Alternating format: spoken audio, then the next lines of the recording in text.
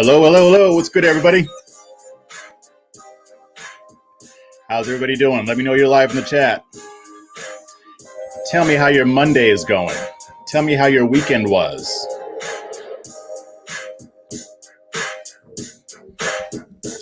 Mine was okay. Spent most of the time recovering from that second Moderna COVID vaccine. Man, that messed me up something fierce. It was not fun at all. I don't know if anybody else has taken the second dose yet, but it doesn't affect everybody the same way. I don't think that my symptoms were as bad as some others that I've heard, but yeah, it wasn't all that fun. All right, what's good, Brown Mamba? Just another Manic Monday. Like a Prince. Yeah, that was written by Prince. It was sung by the Bengals, but written by Prince. Sleeve T in the house. What's going on, brother? Good to see you. Are you going to be doing any more debates for Politically Provoked? I don't think I've seen you on there in a while. Let's see. Samuel Lynch, hello from Japan. Nice. If I spoke any Japanese, I'd say something in Japanese. Arigato. David Gray, my second dose left me exhausted. Yeah, it messed me up too. It made me feel really nauseous. So I had to drink a bunch of ginger ale whenever it would, rile up my stomach. And it made me feel really weak and tired. And at some points I had a little trouble breathing. Not that bad, not like I've heard others, but for me it was mainly the headache, the nausea, and the fatigue. Let's see. You need some banjo to liven you up, Gilgamesh. Let's see what else we got here. Sleep T-Rocks, that vaccine slapped me around like I was mouthing off. Really? I mean, that's how it works. Let's see. Now, I know that I'm on the right, so I'm supposed to be all anti-vaccine, but I don't know. I don't buy into that bullshit. I don't care. People can make their own decisions. Both sides on that vaccine thing are getting on my damn nerves. I'll tell you. And I wasn't planning on talking about this, but I'm just going to do just a really mini rant on this whole vaccine issue. Both sides are getting on my damn nerves. Why? Because both sides are using fear to get you to do what they want. They don't even, I mean, not everybody's even concerned about the science. They just have their agenda. They want you to do what they think you should do. So they're trying to scare people into doing it. Don't fall for that. Don't fall for that. Like people who want the vaccine, they're trying to terrify people into saying, oh, you'll get COVID and die if you don't get it, or you'll kill other people if you don't get the vaccine. On the other hand, the other side isn't much better. As a matter of fact, they're not better. They're the same. They're saying they're trying to point to all these times that people have died after taking the vaccine as if the vaccine is just killing tons of people. I mean, you got Tucker Carlson, you've got everybody on the right talking about, oh, well, a bunch of people died after taking the vaccine. Well, how do you know they didn't die of something else? Are you counting people who got hit by a car after taking the vaccine as vaccine deaths? Does that argument sound familiar? Because it's the same shit that you were saying when COVID first broke out. So here's the thing. You make your own decision as to whether or not you want to take the vaccination. If you choose not to take it, I hope you take other precautions to make sure you don't have it. On top of that, not everybody's taking the vaccine because they're afraid of dying. Here's the thing. A lot of people get the flu shot. I've gotten it maybe twice in my entire life. I don't really mess with the flu shot that much. But here's the thing. I didn't get the flu shot because I was afraid I would die if I got it. I just got it because I didn't want to get sick. I hate being sick. So if I were to have gotten COVID, most likely I'd be surviving it. Even though I do have some underlying health issues, I would survive it. But that doesn't mean I want to get COVID. So I weighed the risks. I looked at both sides and I decided to get the vaccine. If other people decide not to, then I can respect that decision. Hopefully you're taking other precautions. Like I said, that's up to us as Americans to make our own decisions. So stop trying to use fear to manipulate people. It's ridiculous. You can give the pros and cons. That's fine. But when you got people talking about how you're going to die if you take the vaccine or you're going to die if you don't take it, and they're just saying that like that just applies to everybody, come on now. Knock it off. Let's do better, America. Let's do better. All right. So I got that out of the way. My second vaccine ruined a Saturday. Yeah, it did. It didn't quite ruin it because I kind of just needed to start taking time off anyway. So it was better. I just kind of hung out. It was fun. But got some things to talk about tonight. It'll be fun. We're going to have a good conversation here. But as always, before I get into it, if you're not subscribed, please subscribe to my channel. Hit that notification bell. Please share this video. Hit that share button right now so that other people can come in and we can get some more people on this thing. It only takes 2 seconds. Just click that share button. I'm watching you. I'm watching you. Are you doing it? Okay. So also, as always, if you want to support my work, you can join my locals.com community at afreshperspective.locals.com. That is in the show notes.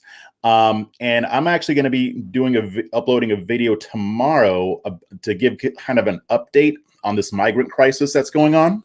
So that'll be behind the paywall.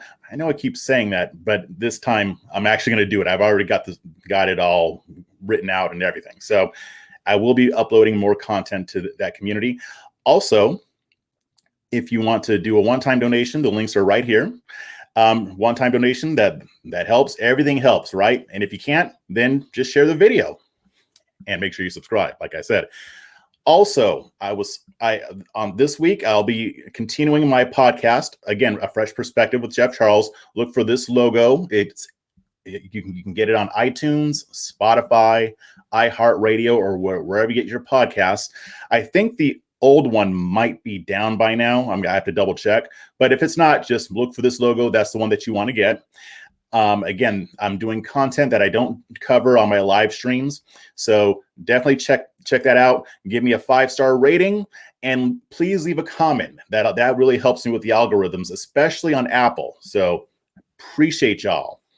So without further ado, let's get into it. First, well, let me just go. Well, you saw the title. I mean, I'm going to be talking about free college and why that's not as good of an idea as it seems. I'm going to be talking about sleeping giants and basically what they're trying to do to force businesses to comply with woke theology. And first, I'm going to talk about a story about a military commander who was essentially fired from his position over some things that he said. Also, I almost forgot a couple announcements really quick.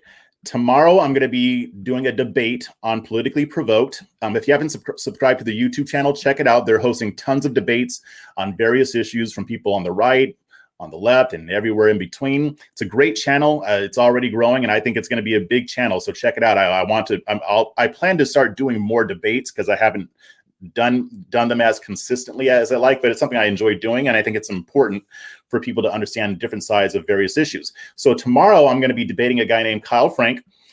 Like me, he has 2 first names, and we're going to be debating about the future direction of the Republican Party. I'm not sure exactly where he stands on the subject, but I think I have an idea. I mean, I watched his interview on Politically Provoked. You can also see my interview on there as well if you want to know where I stand on certain topics. But he's kind of keen on that Graper movement, and he's into Nikki Fuentes, all that jazz. So, I mean, if you don't know who the Grapers are, these are people who are pretty far to the right. A couple years ago, they were crashing speeches given by conservative Inc. figures like Ben Shapiro, Charlie Kirk, and some others.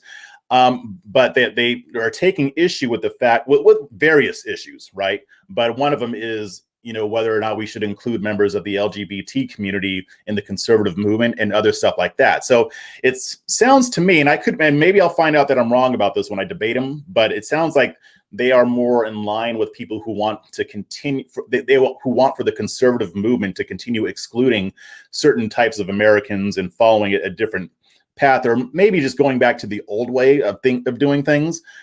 But we'll see. We'll see how our discussion goes. We might even agree on some things. I doubt it. I mean, because if he's a Groiper, we're going to disagree on quite a bit. But we'll see.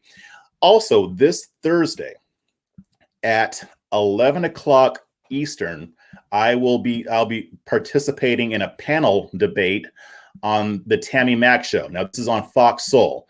We're going to be debating President Biden's American Families Act, part of which I'm going to be addressing in this live stream. So be sure to check that out. I'll be sending out tweets about it, and I'll be reminding you guys, but I'm very much looking forward to that.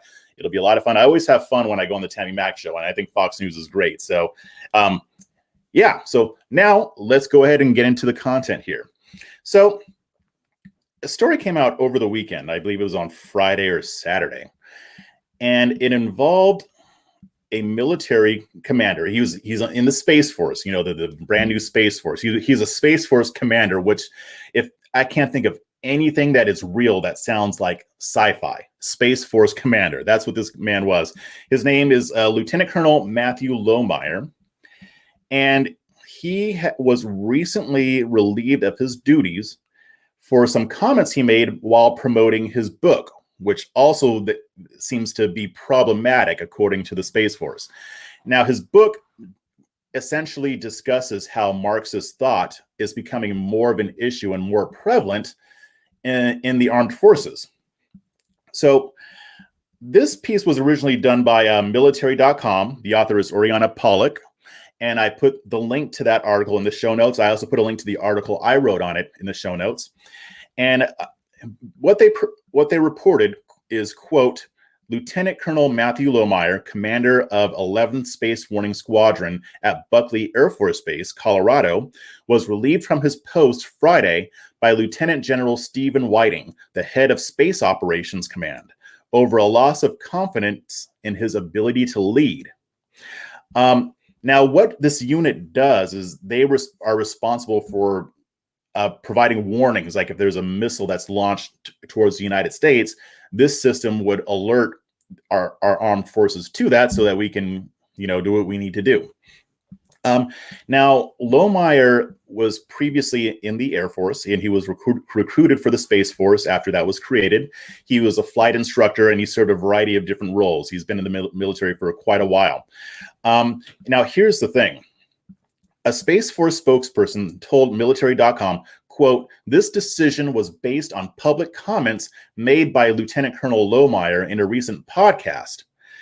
And they also said, quote, Lieutenant General Whiting has initiated a command-directed investigation on whether these comments constituted prohibited partisan political activity. So here's the thing. He published this book, and he was appearing on various podcasts to promote the book. The name of the book, and he self-published it, it's on Amazon. The book is titled Irresistible Revolution, Marxism's Goal of Conquest and the Unmaking of the American Military. And he, again, talks about the growing issue of hard leftist ideology in the armed forces. So the issue arose when he made an appearance on a podcast called Information Operation. I haven't listened to it yet, but I've got quotes from it. And he was, again, promoting his book. And during this podcast, he wasn't just talking about the military. He discussed how Marxist thought was being injected into the media, universities, learning institutions, other federal agencies, and, of course, the military. And he talked about how they're embracing Marxist thought and putting it into their operations.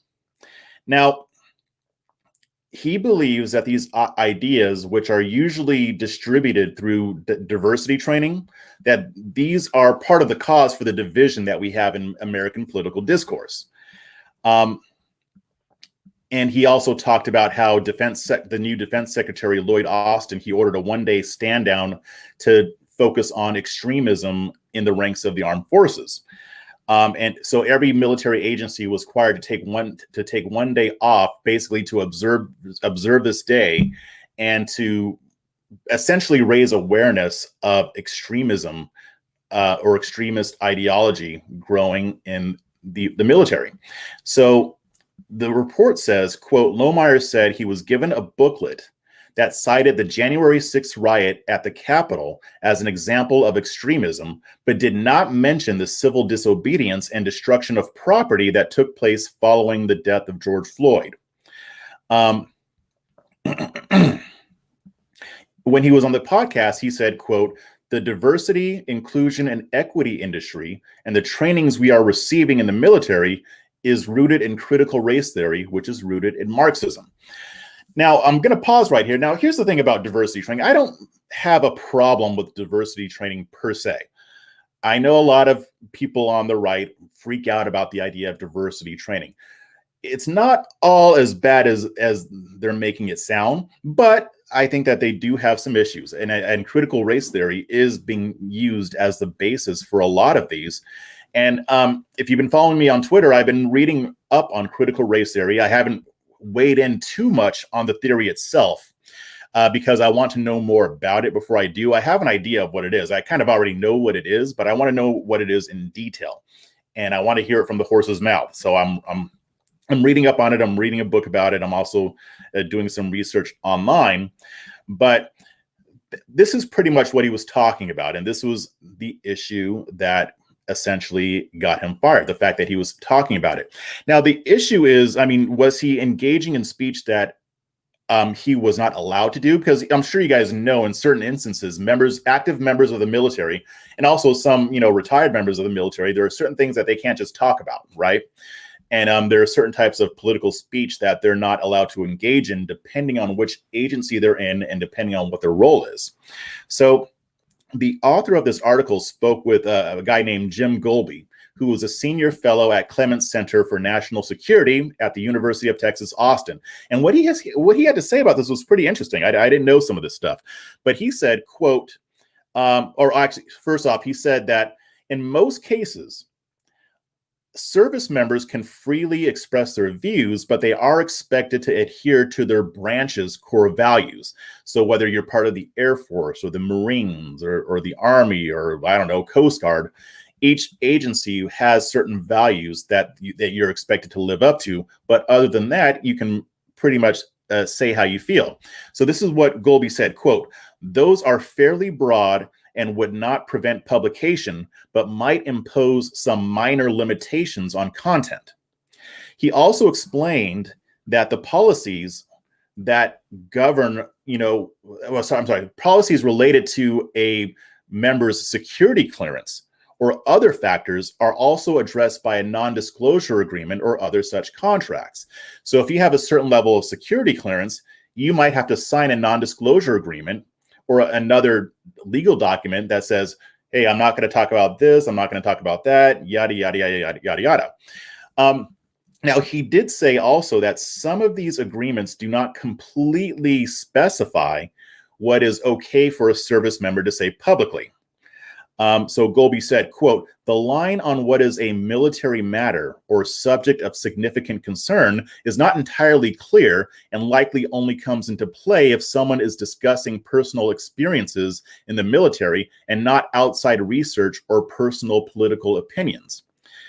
And again, that is primarily related to sensitive positions where you have access to classified or sensitive information." And that's the kicker. That's the important part.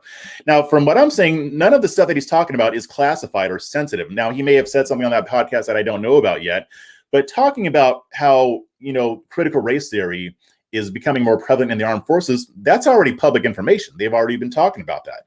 Also in the CIA as well. Now, here's the interesting thing. I mean, because, when conservatives talk about this stuff, the left likes to make it sound like we're just being alarmist or that we're just freaking out over nothing, which partly I understand because we do tend to be more reactionary on the right, and I can admit that. However, the fact that this guy was fired for talking about critical race theory and Marxist thought in the military kind of proves what we're saying, doesn't it? Because if this weren't an issue, then they wouldn't have fired him for it. Like, here's the thing. The very nature of Marxist thought is that it's an authoritarian ideology, which means you punish people for saying stuff that you don't like. You punish people for speaking against your opinion on something, right? So they can't say that this isn't an issue when they just fired somebody for writing a book and promoting it and speaking against the Marxism. Now, Lohmeyer claims that his book isn't political.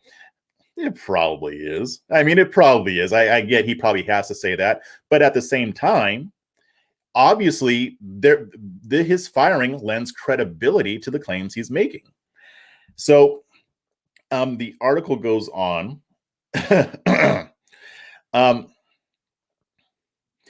Lohmeyer's here's what I think about this. I mean, this situation, like I said, it's not enough for them to be injecting their cultural theology or their ideology into the military, but they are enforcing it. They are enforcing compliance with their precepts. And here's the thing. If he had come out and said, I love all the woke stuff that's going on, I love the critical race theory, we need to root out white supremacy, it wouldn't have been an issue. Here's the thing. If this wasn't an issue, then they would have been consistent about it. They would have fired him if he said something good about it. But we all know that that's not what would have happened. What's happening is that he's breaking the rules of wokeism. He's going against it, so they have to punish him. I expect to see more of this happen. I wouldn't be surprised, unless, of course, they somehow change their mind and they reinstate him or they put him in another position. It doesn't sound like he was ejected from the military. He just doesn't have that position on the Space Force anymore. So I don't know what he's going to do next. I did see an article saying that now his book sales have gone through the roof, which I can imagine why. I looked it up on Amazon. It said that they were out of copies. So I was just curious. I don't know if I'm going to buy it because I already have so much that I need to be reading right now. But it is very interesting. But what have I been saying about this, guys? What have I been saying about critical race theory and woke theology? What does the right need to do? It's not enough to just criticize critical race theory. Yes, we should criticize it when it deserves it. I just did a very short live stream yesterday where I criticized an aspect of critical race theory. So that's a good thing. But that alone is not enough. This stuff is going to keep seeping into America's institutions, the military, education, media. It's going to continue to metastasize until it is the dominant ideology. And it will go to a level that we don't even realize that we're being taught this stuff, that what we're being taught comes from this theory. We're not going to defeat this unless we come up with an alternative. And no, 1776 Project is not the alternative. Also, what's not an alternative is ignoring it altogether and pretending that racism doesn't have any impact at all. We're not going to win this battle if we play that game. We can't afford to be the ostrich keeping our heads in the ground. That stuff, it only worked to attract a certain type of voter. It's not going to work now. We have to be able to admit that there are issues of racism in America still, and we have to offer conservative solutions to that. Now, like I always say, it doesn't mean that we have to become Al Sharpton. We don't have to become Sean King. We don't have to become AOC. We don't need to do any of that. We can be the adults in the room and have reasonable conversations about the legacy of government policies that were specifically designed to create a wealth disparity between white and black Americans. There's absolutely nothing wrong with that. We can even talk about policies that are going on right now or that are being suggested right now that would further those disparities. I talk about them all the time. And by the way, most of them are supported by Democrats. So we shouldn't be afraid of this. We've got to come up with our own idea, or we can champion an idea that already exists. Like I brought up the theory of enchantment but with Chloe Valdery. I'm still looking more into that. I like what I'm saying. I like what I'm saying. I like her approach. But if it's not her idea, we got to come up with something else, because if we don't, all those states and counties and towns that are banning critical race theory, y'all are going to have a rude awakening in a few years when it comes back and you can't do anything about it because you didn't bother to compete. So what do you guys think? What do we got here in the chat? Let's see. Let me go back up here.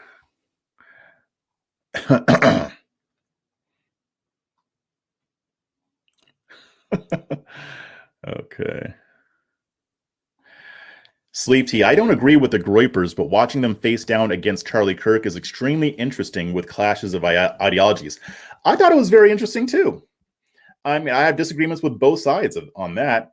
I mean, I thought it was interesting trying to see the conservative Inc. handle criticism coming from the right. They're used to dealing with the left. They're used to debating the left, but they're not used to actually facing criticism from other people on the right. I think a lot of people on the right aren't. That's why I've been so problematic with people, because when I criticize, I'm not criticizing from the left. So a lot of times people don't know what to do with that. it causes some cognitive dissonance because a lot of people think that everybody on the right is supposed to be in lockstep. And a lot of people on the right believe that too. So it'll be interesting. That's one of the reasons why I like Politically Provoked. It gives me a chance to debate other people on the right. It's good stuff. Let's see. The Alchemist. Diversity training is not bad, but the way they go about it is the issue I have. That's pretty much where I land too. And like I've said about critical race theory, as I do more research, I expect to find parts that I agree with. I expect to find arguments that I like. But like with the theory of intersectionality, everything that the left says has at least a kernel of truth to it, right? The problem is that they'll take that kernel of truth, they'll blow it up, they'll exaggerate it, they'll pervert it in a way that they can use to weaponize it. So that's what I think is happening here. We had diversity training back in the 70s. It was called race relations, and there were a major problem about race back then. Oh, that's interesting. That is interesting. Because the thing is, a lot of this stuff, they can be used. You can use it for evil. You can use it for good. Let's see. They are creating more problems, I believe. The officer also has restrictions on certain things, such as political activity, especially in uniform. Yeah, I know that there are certain guidelines on that as well. I don't know all of them, but I was kind of going by what that expert said in the article. I'm sure it's different depending on your role in the military. Let's see. Tiffany, our D&I training at work was really good. I was impressed, but we did have new social media policy and it's rough. Yeah, that makes sense. I mean, some people have to be very careful with their social media. You never know who's looking at it. I don't have to be as careful because I'm a content creator. So let's see. What else we got here? I believe the standard is set. If one speaks out against the left, they should expect to be punished. This will further cause the divide in the US to grow. You're right. And I think that's kind of what some of these people want. I mean, let's just call for what it is. This is authoritarianism. I don't have a problem with people trying to sell new ideas. But when you're trying to enforce them in a way that is authoritarian, I'm going to have a problem. I have a problem with it on the right. But I think I talk a lot about the authoritarianism on the right, but we can't forget what's going on the left. They've got some serious issues with wanting to enforce their will on people who don't agree with them. It's wrong. And people do this when they don't feel confident in their argument. Either they know that what they're arguing for will actually be destructive, but they just don't care because it'll give them power. Or they just don't have that mindset. Like they don't have the mindset of people should be able to express their views even if I disagree with them. It's scary because if that continues to grow on the left and then we still have the authoritarianism on the right, it's going to be hard for people who actually want freedom. Let's see what else we got here.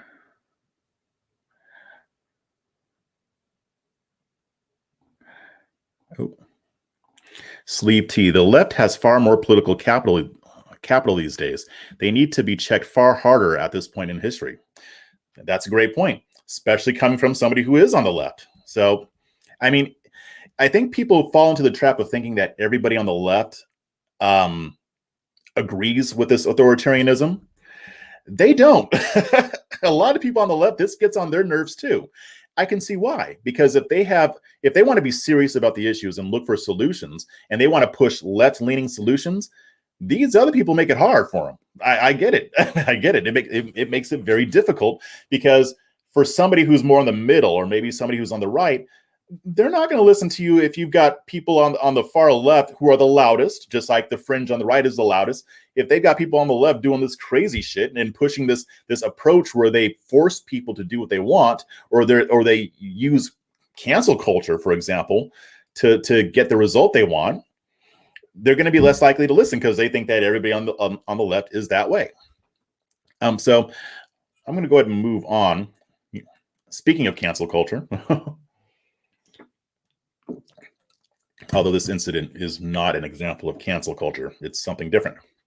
So I don't know how many of you are familiar with the Sleeping Giants. The Sleeping Giants came out in 2017, shortly after the election of President Trump. And what they are, it started out as more as like a group, an online social media group. And I've tangled with, I tangled with them in 2017. I got into a whole Twitter debate with one of their founders. And they're not very honest, but their whole mission was to destroy Breitbart News because, well, you know, what the left says about everything. They were racist. They were bigoted. Now, back then, I'm not going to pretend like Breitbart News didn't have some issues. I mean, I've seen some headlines from them, especially when Bannon was in charge, Steve Bannon was in charge, and he wanted it to be a bastion for the alt-right. It was pretty bad. It wasn't as bad as what Sleeping Giants was saying. There's still plenty of people writing for them who weren't engaging in trying to be edgelords or trying to shitpost or to, you know, not so subtly push racism or other types of bigotry. So there was some of that. Now, reading Breitbart News now, I can see that it's different. It's not the same thing, and it wouldn't be fair to say that it is. And anybody who's saying that it's still the same as it was back then in 2016 or 2015 or 2017, they're lying to you. It's not. I still have some issues with the way they with some of their opinions on certain matters, but I don't think it's nearly as bad as what it was back then. So anyway, this Sleeping Giants, the way they worked is any company, whether it's a small company, medium size, or large company, these companies do online advertising, right? To get their stuff out there on Twitter, Facebook, and what have you. They worked, from what I know, they worked mainly on Twitter, and they would go to Breitbart and they would look at the advertisements. And they would see what company was advertising. They'd go on Twitter, they'd tag them and say, hey, did you know that your advertising dollars are going to Breitbart News, which is horrible, racist, and Nazi, and yada, yada, yada? And they would blast them. They would blast this all over social media. Now, early in 2017, it was making somewhat of a difference, but not really. But now it's grown into this thing where they keep doing this. And this means that these companies are saying, oh, well, if they're racist, I don't want to be part of that. Let's see if I can pull my advertising from Breitbart. Now, I'm not going to get into the weeds of how online marketing and paid ads work. It's a little bit more nuanced and complex than what I'm saying. But what they were trying to do is trying to shut down Breitbart by attacking their advertisers. Now, obviously, they haven't succeeded, and they're never going to succeed in that. They tend to exaggerate the impact that they're having on Breitbart. But since 2017, it looks like they've expanded their operations a bit.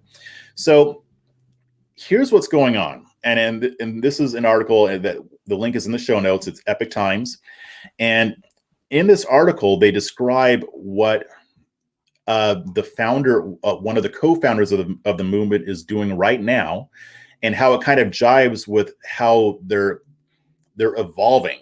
And it's kind of scary, but just want to make you guys aware of this. But here, the way the article starts out, in 2017, quote, Nandini Jammy, I hope I'm pronouncing that right, Nandini Jammy helped launch a company called Sleeping Giants to pressure corporate advertisers into boycotting conservative media. With little more than a Twitter account, a Facebook group, and a gift for incendiary rhetoric, the company reportedly prompted a range of corporations from Pfizer to Walmart to pull advertising from Fox News and other right-leaning outlets. So what they're doing is they're weaponizing boycotts. Now, this is not cancel culture. A lot of people on the right and the left mistake boycotts for cancel culture. It's not the same thing. Cancel culture is when you find a tweet or a Facebook post or a video of somebody saying something that other people won't like, and then blasting that all over social media in hopes of getting that person fired from their job, or in the hopes of ruining their reputation so they can't get work, or to basically ruin their lives. It's usually done on an individual level.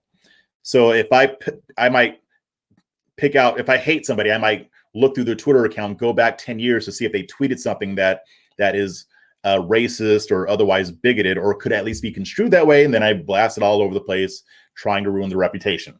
Boycotts are different, and boycotts have been around, in this country for decades. Obviously, you know about the boycotts during the civil rights movement. That wasn't cancel culture. People can vote with their dollars. Do I approve of it? Not always, but at the same time, people have the right to spend their money as they see fit, or in this case, they have the right to advertise with who they want to advertise with. The problem is that sleeping giants tends to lie. Even when I first debated with them, they told me that they weren't a partisan group. They actually said that to me. They said, "Well, why do you say we're leftists?" We don't say that we're leftists. And I'm like, "Come on now." Like and this is when they were first starting, so I kind of gave them the benefit of the doubt a little bit, but I'm like, come on now. There's no conservatives in your group. There's not even any centrists in your group. They don't have time for this bullshit. But here's the thing, they'll lie. And they're still lying about Breitbart News, even though it's much different now. So now that it's expanded to other conservative media, they are being dishonest about that. And they're telling these companies that they are advertising with media outlets that are racist, and then they shouldn't because they'll get boycotted. There's that implied threat, right? So I'm going to continue actually before I get to my main point about this. But the article continues. Quote, now with boycotts becoming a fixed tactic, including secondary boycotts targeting states with new Republican-backed voting laws, Jamie has transitioned from aggressor to protector. Now here's her grift. Here's the new grift. Her new grift is, quote, advising companies on how to avoid becoming targets. Her new enterprise, which is called Check My Ads, says it provides brand safety training that empowers marketers to protect their brands. We help you identify where your ad dollars are going and to align your media buy with your values. Very, very slick language. Very clever. It's brilliant. I know I'm sounding like I'm admiring this. I am admiring the cleverness here. I hate what they're doing. What they're doing is insidious, but this is brilliant in the way that it is worded. We help you identify where your ad dollars are going and to align your media buy with your values. Sounds great. Let me translate that for you. Let me translate that language. If you If you don't use this service and ensure that you're not advertising with sites that we don't like, that align with our values, you might get boycott. You might get a boycott effort against you by sleeping giants or some other such stupid leftist group. That's what they're really saying. Let's continue. Quote, Jammy is part of what some see as a sensible evolution in which corporations behave in a socially responsible manner while shoring up their businesses against market disruptions in a bewildering time of cultural conflict. But critics see the shift as a pure protection racket, a growing field of progressive groups and personalities exploiting cancel culture for both political gain and personal profit. Now, again, this isn't cancel culture, but this is the spirit of cancel culture, right? If you don't do what we want, or if you say something that we don't like, or if you associate with a cause that we disagree with, you might get boycotted. We might lead an effort to get your business boycotted. So this is like the cyber version of going up to a business and saying, it's a very nice business you got here. It'd be a total shame if something happened to it because you associate with people or individuals or causes that we don't think are appropriate. So let us help you to avoid getting slammed by us. It's great, isn't it? I mean, I'm sorry, this is brilliant. This is a brilliant plan. I hope it fails. I want it to fail, but this is a clever idea. So, as you can imagine, not everybody is down with this, right? The article says, the article spoke with a guy named Dan Granger, who is a company called Oxford Road. Now, this is an ad agency that they say that they launched Hulu, Lyft, Dollar Shave Club, and other brands. And they fault the approach of left-wing media monitors like Media Matters and Sleeping Giants as partisan and all stick, no carrot. Well, we were just talking about authoritarian right, Mr. Granger. You shouldn't be surprised. I'm sure you're not. But I mean, Media Matters is part of this too. Media Matters lies all the time. I've exposed some of the lies that they've told about people here in Texas on Red State. They're horrible. They're horrible. He also said, quote, and I think that they're making the problem of polarization in this country worse. whether or not there is merit behind the claims that they make. That's a good point. I'm going to go further. They don't care about polarization. They care about enforcing their will on the public. And they know that most of their claims have no merit to them. And here's the thing. I would have a level of respect for them if they were genuinely trying to help businesses. Because here's the thing. If I had a business with, say, 15 employees or whatever, and we make widgets, I don't want to end up accidentally advertising on, Stormfront or some other stupid racist crap. Stuff that's actually racist, right? The problem is that they're saying that pretty much all conservative media is racist. Therefore, if you advertise on them, we might have to come after you. They do the same thing to Tucker Carlson. And you guys know I'm not a fan of Tucker Carlson. But the way they go after him is disgusting. Frankly, if you don't like Tucker Carlson, beat his ideas. But they're not into that. They're not into debate. They're not into the marketplace of ideas. So the article continues. Last year, quote, last year after Sleeping Giants, the NAACP, Color of Change, and other left-leaning advocacy groups urged a boycott of Facebook ads, over 1,000 companies, including Verizon and Coca-Cola, joined the effort. The boycott campaign came shortly after CEO Mark Zuckerberg defended the social media company's decision not to censor posts from President Trump criticizing the violent riots sweeping the country in response to the police killing of George Floyd.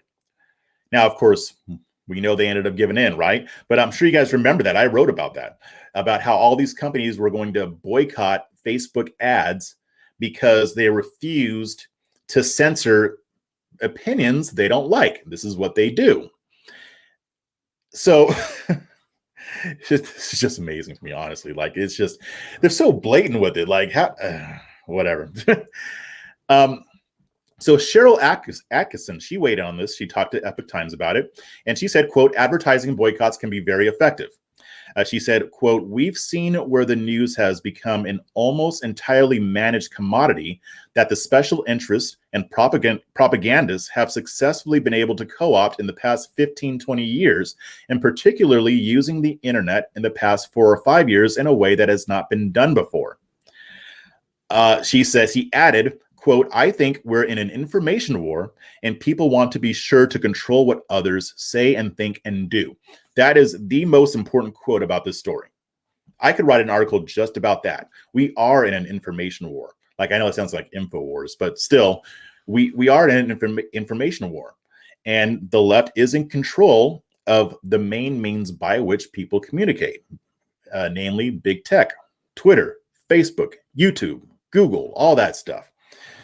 They do want to control what we see, what we take in, what kind of information we consume. They want to control what we say so that their ideas have supremacy over conservative ideas that disagree with them. But here's where they got into a little bit of an issue here.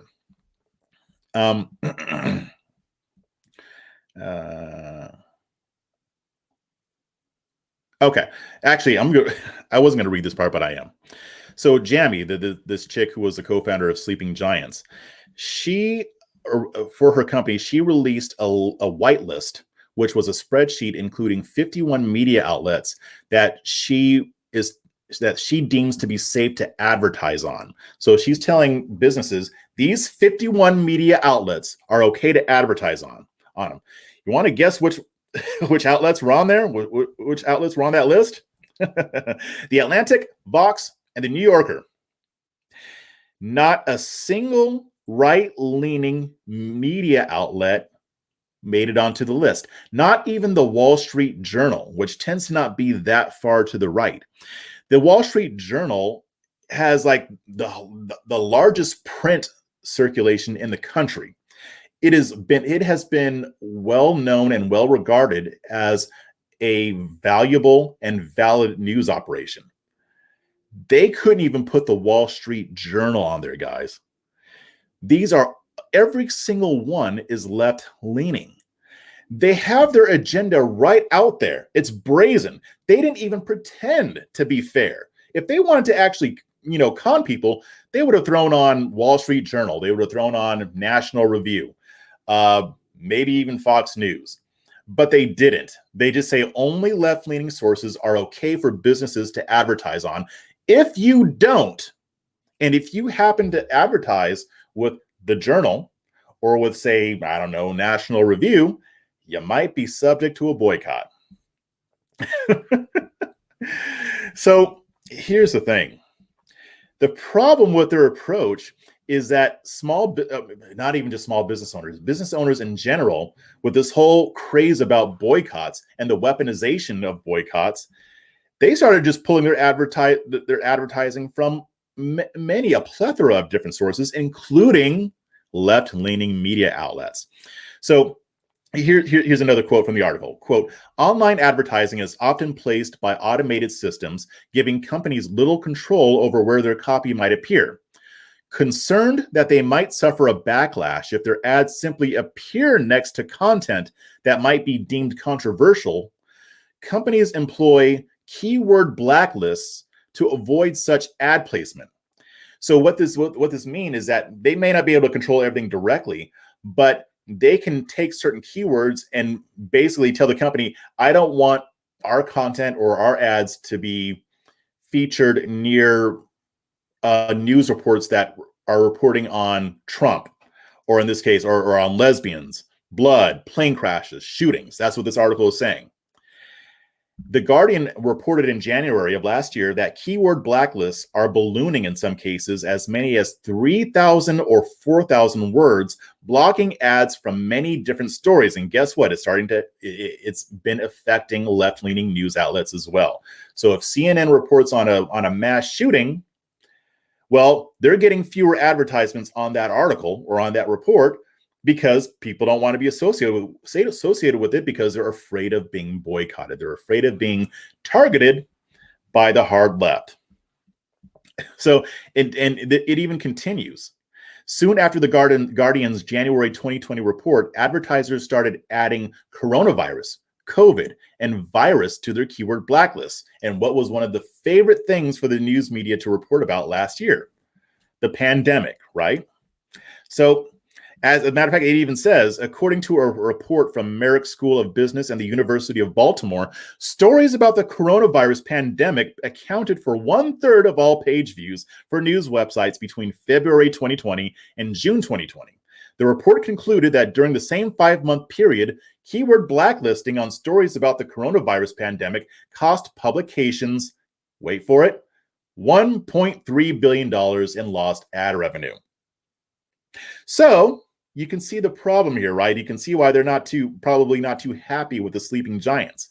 They set out to do something that they would claim they thought was good, which I am far more cynical than that. I think they just wanted to enforce their will on conservative media, but it ended up hurting their own team. So this is what Jamie claims to be trying to solve. She broke off from Sleeping Giants, by the way. She's not a part of them anymore. Not because she realized that they're far-left Marxist authoritarian group, but because these people are so stupid that they kept going with this, not even thinking about the idea that it might backfire on them. So this is why she started her Check My Ads business, ostensibly to help businesses avoid getting into trouble. Now, one of my colleagues at Liberty Nation, Kelly Ballard, she also wrote, quote, critics, however, consider this shift from boycotting back up. She's talking about Jamie. She's talking specifically about her. Quote, critics, however, consider this shift from boycotting Queen to protect her a pure protection racket, saying it is a growing field of progressive groups and personalities exploiting cancel culture. So she's quoting the Epoch Times, but she also says, there are those that argue she created the trouble and now comes riding on a white horse to save the day. And that's exactly what she's doing. But again, I'm too cynical to believe that. I think that she sees where this is going and she wants to be able to grift off of it. It's grifting season. It's always grifting season. Shout out to Uncle Hotep. So what do you guys think of this? Let's see. Because to me, this is some scary shit right here, right? I mean, I mean, I do like the fact that it's backfiring on them, because maybe they'll reevaluate what they're doing, not because they actually want, actual civil political discourse, but because it's hurting their own team, which, by the way, I think is why cancel culture will eventually cancel itself, because these people can't help themselves. The cancel culture community loves to cancel people. So they will cancel people on the left too. And I see them starting to do it a little bit more aggressively nowadays. So the more they do that, the closer we get to everybody just getting sick of it. So what else we got here?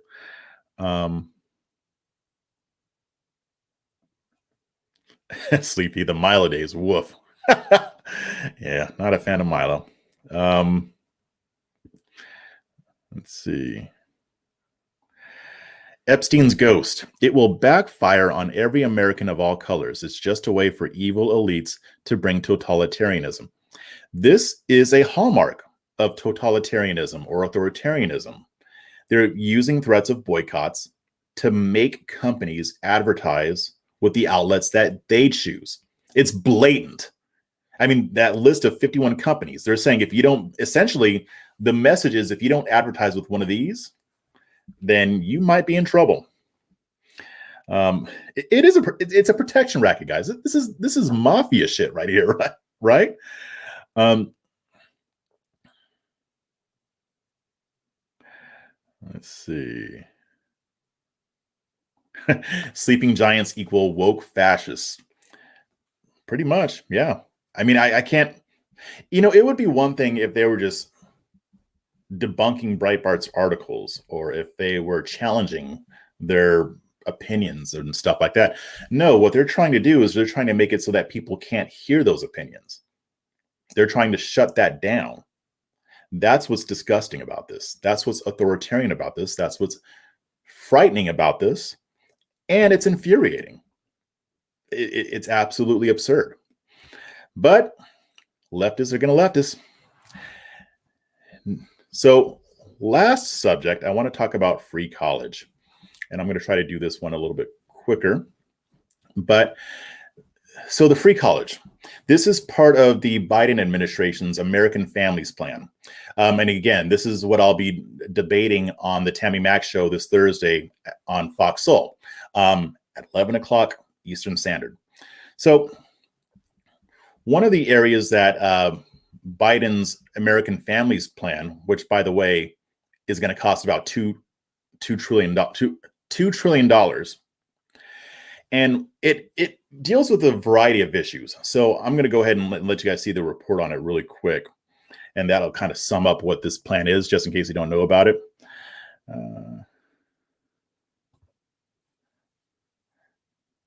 One second. Okay. Expected to unveil, look at the numbers here, his $1.8 trillion plan to invest in expanded access to child care, universal preschool, and free community college. Local students and colleges are weighing in tonight. Here's Jason Miles. Houston Community College here behind me and many others like it are already affordable options when it comes to higher education, but the president's plan would make it free. This student is marking an end to his community college career outside HCC, something many more people might have a chance to celebrate if tuition is erased. That would be amazing. That would really be awesome. Fine art student Ariel Harris chose community college to help ease the burden on her family. So I'm just trying to get the cheaper route and go to community college to help my parents out. And I have another little brother, so I'm like, that's another debt on this. The Biden administration's American Families Plan calls for $109 billion to make 2 years of community college free for all students, and billions more to help increase retention and completion rates at institutions that serve high numbers of low-income students. We know about as much as everybody else does at the moment, so the details we don't have a lot right now. Kyle Scott is Vice Chancellor of Strategic Priorities at Lone Star College, which already offers generous scholarship and grant opportunities that qualifying students are not required to repay. Many of our students receive tuition assistance and still graduate with zero debt. Scott says potential spikes in enrollment should be considered and any financial impact on colleges themselves. But at this point, there's a lot to learn about what Congress may end up considering. although there's little debate over potential benefits. So education is path-forward. There's absolutely no question about that.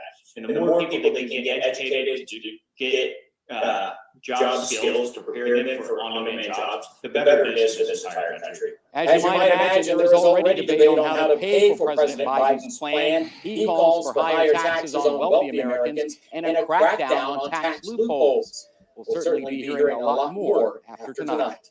In Houston, Jason Miles, KHOU 11 News. Right. So they mentioned one of the issues at the end, like how are we going to pay for this? But that's not the main issue. So there's actually more to this. Now, here's the thing. This plan is supposed to, like they said, provide free community college education for 2 years. And the aim is to increase the number of college-educated Americans that can fill jobs that require a degree.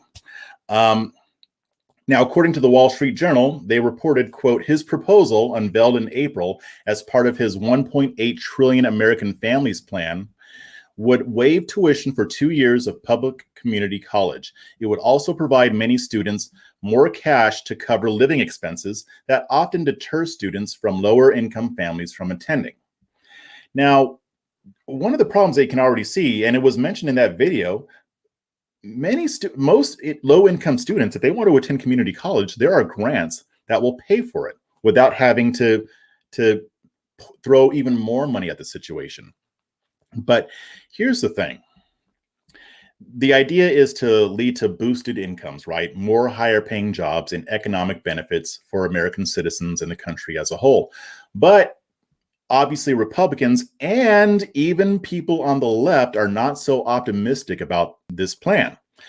They are taking issue with the likelihood that throwing more money at this situation will not deal with the entrenched issues in America's education system.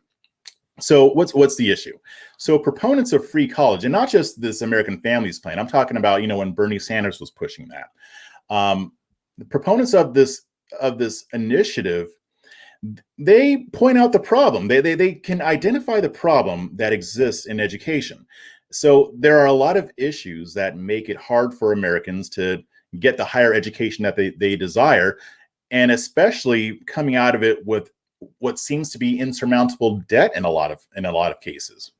So, and there's some validity to their identification of the problem. So the Journal reported, quote, inflation-adjusted data provided by the College Board shows that the average sticker price of higher education tuition, removing room and board, over the past 10 years has increased 32% for 2-year public colleges, 37% for 4-year public colleges, and 26% for 4-year private nonprofit colleges.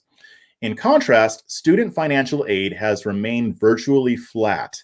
To cover rising costs, families have become increasingly dependent on increased institutional aid and student loans. At present, the combined average annual borrowing for undergraduate students and their parents is nearly $22,500 per year.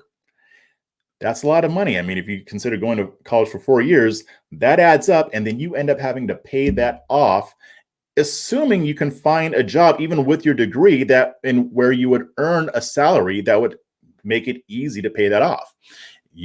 A lot of people struggle with their student loans. We all hear about it all the time. So it's undeniable that our higher education system has issues. We can't deny that. But here's the thing. The progressives who are pushing for free college are missing some stuff here with their arguments. And the fact of the matter, and this might be tough, but community colleges probably aren't worthy investments, especially for this amount of funding, because they constantly underperform when it comes to helping students obtain a degree. So here's some data, and this is actually I'm quoting from the National Review. I put the link in there, but they actually quote a study that was performed by Indiana University about 5 or 6 years ago. And according to that study, only 30% of community college students completed their 2-year program within 6 years, and only 7.7% completed a bachelor's degree at a 4-year institution within a 6-year time frame. 7.7%, only 7.7% went on to complete a bachelor's degree at a 4-year institution within a 6-year time frame after going to community college. Quote, more significantly, almost half of all first-time community college students, 47.3%, stopped attending without earning any type of degree. Now, they did acknowledge that the results are a little bit better when it comes to full-time students, because full-time students tend to have more time to be committed to their studies. But even among those students, the full-time students, fewer than half completed a 2-year program in 6 years' time. This is an abysmal performance that is not going to be solved by just throwing more money at it. It's not going to make the difference that the Biden administration is claiming it will. Moreover, Biden's plan would rely on states pitching in about $1 for every $3 paid by the federal government. Now, this is going to be tricky if there, excuse me, this is going to be tricky if there are states who don't go along with this.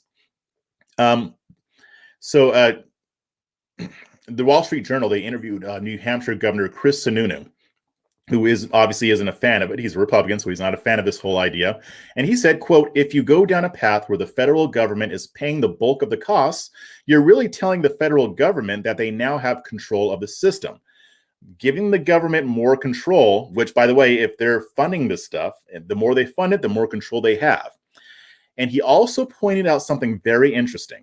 Students who have, quote, skin in the game would be more devoted to their studies if they have to pay for it.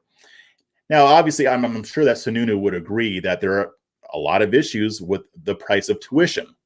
But the fact remains, if it's just given to them for free, they're less likely to be as serious about their studies. And here's what a lot of people on the far left like to bring up. A lot of European nations, they pay for college, they pay for universities. Students don't have to pay a thing for it. I mean, they might, if they decide to go to a private university, maybe. But certain European nations, they pay for college. However, when you look at the numbers, it shows that Sununu's right. So the Manhattan Institute, which I do not believe is a bastion for right-wing thought, they said they ran a study and they found that, quote, international comparisons render as dubious the assumption that free tuition in the U.S. will lead to higher numbers of college graduates. Within the G7, the 4 countries that charge college tuition have higher education attainment rates. For example, Japan has 59% higher education attainment rates. For Japan, it's 59%. Canada, 58%. United Kingdom, 48%. United States, 46%. They have a higher attainment rates than countries that pay for education, or they cover it all. Now, France is at 44%, Germany, 28%, Italy, 24%. So what this is basically saying, this data is showing that countries in which colleges charge tuition, they do better as far as education rates, graduation rates. And this flies in the face of the far left, which claims that providing free tuition will somehow give a better result. I mean, New York State attempted to enact a similar program. It crashed and burned. It didn't do well at all. So the thing is, the issue with college attendance is the high dropout rates, like I mentioned previously. Throwing more cash at that is not going to encourage more students to stay in college and to finish. So Sandy Baum, she's a senior fellow at the Urban Institute, which, by the way, is a left-leaning think tank. And she told the Wall Street Journal, quote, the biggest barrier is not that they needed another $1,000. The biggest barrier is they're totally unprepared to do college-level work. That's the problem. That is the problem that should be solved. Instead of wasting money throwing, billions of dollars at an institution that is broken. I mean, honestly, it's broken. I mean, I said before, 7.7%. That's a broken system. That stuff needs to be fixed. And throwing money at it is not going to fix it. There are other areas that need to be dealt with before we can even consider something like this. And on top of that, like they said in the video, in most cases, low-income students can get grants that pay for their community college education anyway. But that's a very sad statistic, which is yet another reason why this American Families Plan is not all it's cracked up to be. I'll be talking about other aspects of this plan as well, but I wanted to kind of talk about that as well because it's important. I mean, for years, the hard left has been saying free education. Let's pay for everybody's education. Well, no, that's not going to do it. Government cannot fix this problem in the way that they're trying to, and it kind of makes me wonder why they're even pushing for this when it's very clear that this system is failing American students. It kind of gives me the impression that this is more of like a feel-good policy that allows Democrats to claim that they're doing something about this problem when in reality they're doing nothing. It's like trying to curb police brutality by painting Black Lives Matter murals on the street. Yeah, it makes you feel good. It allows you to virtue signal, but at the end of the day, you're just doing a whole lot of nothing. What do you guys think?